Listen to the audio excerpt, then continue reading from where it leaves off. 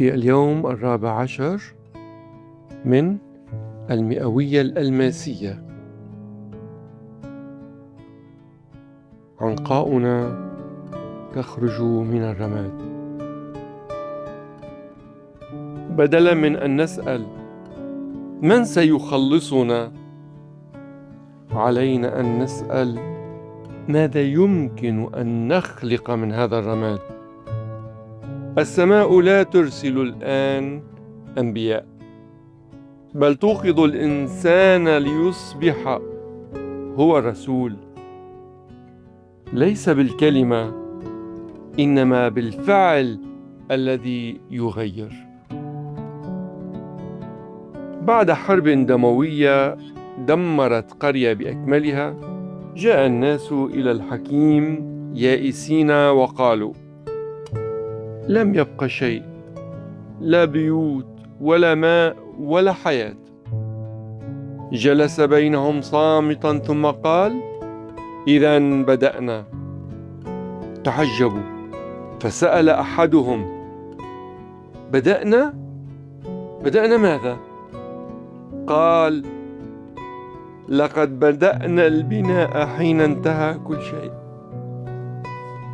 فالبناء لا يحتاج الحجارة، يحتاج الإيمان بأن الحجارة ما زالت موجودة فينا. ثم أخذ رماد البيوت وخلطه بالتراب وزرع فيه نبتة صغيرة وقال: إذا نبتت فاعلموا أن الأرض ما زالت توافق على وجودكم. وبعد أيام خرجت نبتة خضراء، فجاء الأطفال يلمسونها ويبكون. قال الحكيم: هذه ليست نبتة، هذه أول فكرة جديدة في العالم.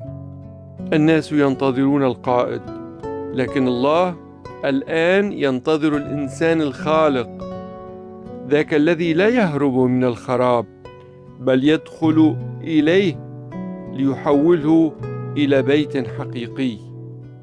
العالم ينتظر ذاك الذي حين يرى الظلم لا يلعنه، وإنما يبني مكانه مدرسة.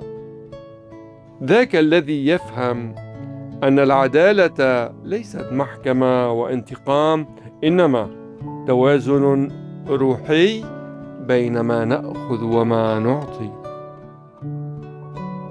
قصة الحكيم والمجنون.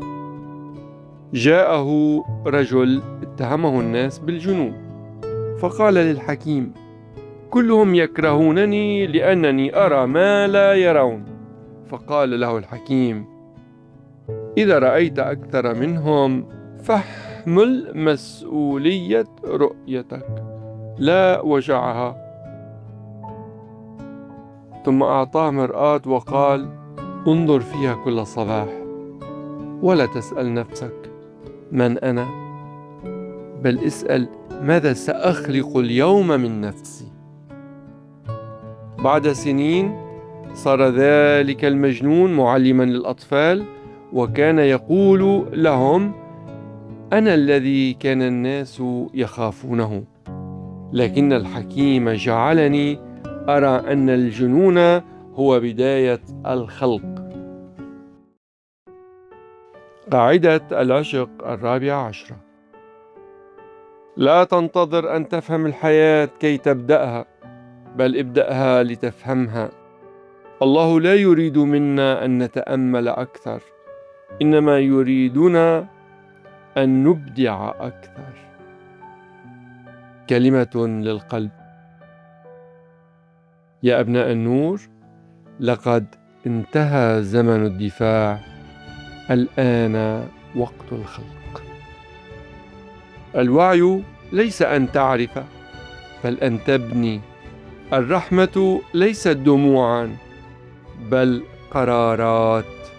الحكمة ليست سكونا، بل قدرة على إعادة صياغة الواقع بنور القلب. إذا سقط العالم أمامك، ابنه من جديد بطريقة أجمل.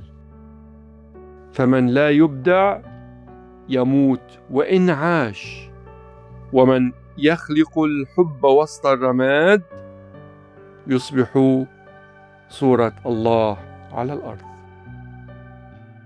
قال الحكيم في وصيته الأخيرة: من لا يعرف كيف يبدأ من الرماد لن يعرف كيف يعيش في النور، لأن النور لا يعطى بل يصنع.